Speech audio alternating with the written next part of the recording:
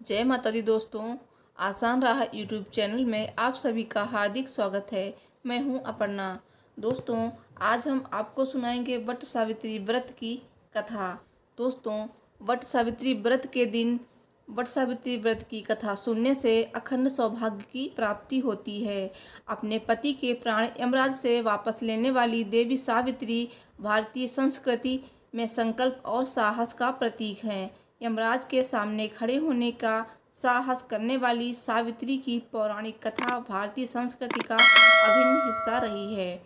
इस व्रत की उत्तर भारत में बहुत ज़्यादा मान्यता है और यह व्रत ज्येष्ठ कृष्ण पक्ष की त्रयोदशी से अमावस्या यानी 3 दिन तक मनाया जाता है, किंतु कुछ जगहों पर एक दिन ही निर्जल पूजा होती है। दक्षिण भारत में यह वट पूर्णिमा के नाम से ज्येष्ठ पूर्णिमा को मनाया जाता है। इस व्रत में वट वृक्ष यानी बरगद के पेड़ की पूजा की जाती है। तो सुहागिन महिलाएं अपने पति की दीर्घायु के लिए वट सावित्री व्रत रखती हैं। वट सावित्री व्रत का उल्लेख पौराणिक ग्रंथों जैसे स्कंद पुराण या फिर भविष्योत्तर पुराण में भी विस्तार से मिलता है। महाभारत के वन पर्व में इसका सबसे प्राचीन उल्लेख मिलता है।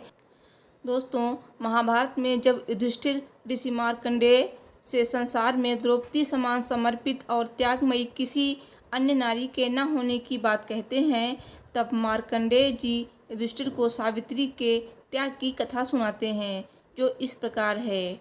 दोस्तों, वट सावित्री व्रत के दिन पूजा करने के बाद हाथों में भीगे हुए चने और पुष्प ले लें। उसके बाद कथा सुने। कथा इस प्रकार है। भद्र देश के एक राजा थे जिनका नाम अश्वपति था। भद्र देश के राजा अश्वपति के कोई संतान न थी। उन्होंने संतान की प्राप्ति के लिए मंत्रोच्चारण के साथ प्रतिदिन 1,00,000 आहुतियाँ दीं। 18 वर्षों तक वो ऐसा ही करते रहे। इसके बाद सावित्री देवी ने प्रकट होकर वर दिया कि हे राजन, तुझे एक तेजस्वी कन्या पैदा होगी। सावित्री देवी की कृपा से जन्म लेने के कारण से इनका नाम सावित्री रखा गया। कन्या बड़ी होकर बेहद रूपवान हुई। योग्य वर न मिलने की वजह से सावित्री के पिता दुखी थे। उन्होंने कन्या को स्वयं वर तलाशने को भेजा। सावित्री तपोवन में भटकने लगी। वहाँ साल्व देश के राजा धूम्रसेन रहते थे, क्योंकि उनका राज्य किसी ने छीन लिया था। उनके पुत्र सत्यवान को देखकर सावित्री ने पति के रूप में उनका वरण किया। जब देवर्षि नारद को ये बात पता चली तो वो राजा अश्वपति के पास पहुँचे और कहा कि हे राजन, ये क्या कर रहे हैं आप? सत्यवान गुणवान है और धर्मात्मा है और बलवान भी है, पर उसकी आयु बहुत छोटी है। वो अल्पायु है। 1 वर्ष के बाद ही उसकी मृत्यु हो जाएगी। देवर्षि नारद की बात सुनकर राजा अश्वपति घोर चिंता में डूब गए। सावित्री ने उनके आने का कारण पूछा तो राजा ने कहा, पुत्री, तुमने जिस राजकुमार को अपने वर के रूप में चुना है वो अल्पायु है। तुम्हें किसी और को अपना जीवन साथी बनाना चाहिए। इस पर सावित्री ने कहा कि पिताजी, 8 कन्याएं अपने पति का एक ही बार वरण करती हैं। राजा एक ही बार की आज्ञा देता है और पंडित एक ही बार ही प्रतिज्ञा करते हैं और कन्यादान भी एक ही बार किया जाता है। सावित्री हठ करने लगी और बोली, मैं सत्यवान से ही विवाह करूंगी। राजा अश्वपति ने सावित्री का विवाह सत्यवान से करा दिया। सावित्री अपने ससुराल पहुंचते ही सास ससुर की सेवा करने लगी। समय बीतता चला गया। देवर्षि नारद ने सावित्री को पहले ही सत्यवान की मृत्यु के दिन के बारे में बता दिया था। वो दिन जैसे जैसे करीब आने लगा, सावित्री अधीर होने लगी। उन्होंने 3 दिन पहले से ही उपवास शुरू कर दिया। नारद मुनि द्वारा कथित निश्चित तिथि पर पितरों का पूजन किया।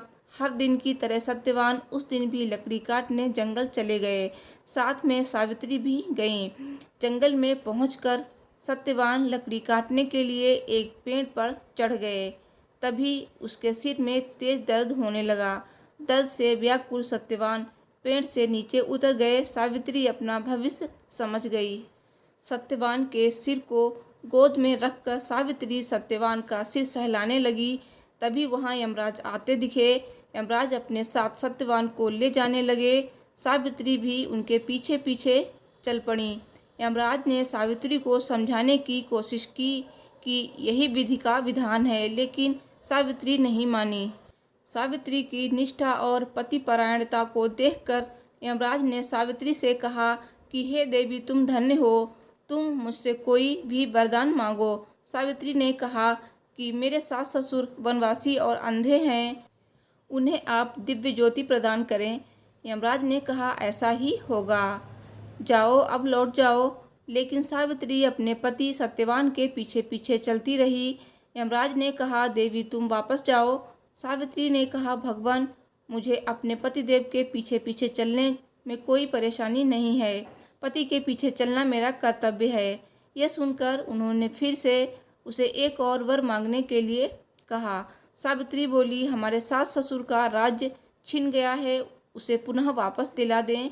यमराज ने सावित्री को ये वरदान भी दे दिया और कहा अब तुम लौट जाओ। लेकिन सावित्री पीछे पीछे चलती रही।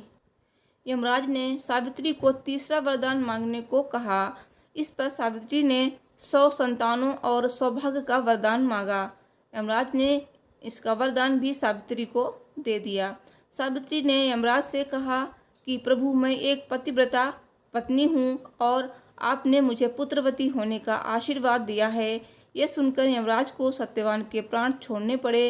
यमराज अंतर्ध्यान हो गए और सावित्री उसी बट वृक्ष के पास आ गई जहाँ उनके पति का मृत शरीर पड़ा था। सत्यवान जीवित हो गए और दोनों खुशी खुशी अपने राज्य की ओर चल पड़े। दोनों जब घर पहुँचे तो देखा कि माता पिता को दिव्य ज्योति प्राप्त हो गई और उन्हें उनका राज्य भी वापस मिल गया। इस प्रकार सावित्री सत्यवान चिरकाल तक राज्य सुख भोगते रहे। बोलिए सत्यवान माता सावित्री की जय। अब जो अपने हाथों में चने और पुष्प लिए थे वो बट वृक्ष के नीचे जड़ में चढ़ा दें। दोस्तों, पूजा करने के बाद कथा अवश्य सुने। कथा सुनने से अखंड सौभाग्य की प्राप्ति होती है। दोस्तों, कोरोना महामारी में कैसे करें पूजा। कोरोना काल के चलते अगर आप बरगद के पेड़ की पूजा करने नहीं जा सकते तो अपने घर पर ही त्रिदेव यानी ब्रह्मा, विष्णु और महेश की पूजा कर सकते हैं। इसके अलावा बरगद के पेड़ की टहनी तोड़कर उसे गमले में लगा लें और विधिवत इनकी पूजा करें। पूजा में जल, मौली, रोली, कच्चा सूत, भिगोया हुआ चना, फूल और धूप का इस्तेमाल करें। सबसे पहले वट वृक्ष की पूजा करें, फिर सावित्री सत्यवान की कथा सुने और दूसरों को भी सुनाएं। अब भीगा हुआ चना, कुछ धन और वस्त्र अपनी सास को देकर आशीर्वाद लें। पूजा के बाद किसी जरूरतमंद विवाहित स्त्री को सुहाग का सामान दान करें। इसके अलावा किसी ब्राह्मण को वस्त्र और फल भी दान कर सकते हैं। तो फ्रेंड्स, मुझे उम्मीद है कि मेरी ये वीडियो आपको पसंद आई होगी। तो प्लीज़ वीडियो को लाइक शेयर कीजिए, कमेंट में जय माता दी जरूर लिखें और ऐसी ही और वीडियो के लिए मेरे चैनल को भी सब्सक्राइब कीजिए। मिलती हूँ नेक्स्ट वीडियो में। Thanks for watching. हर हर महादेव। जय माता दी।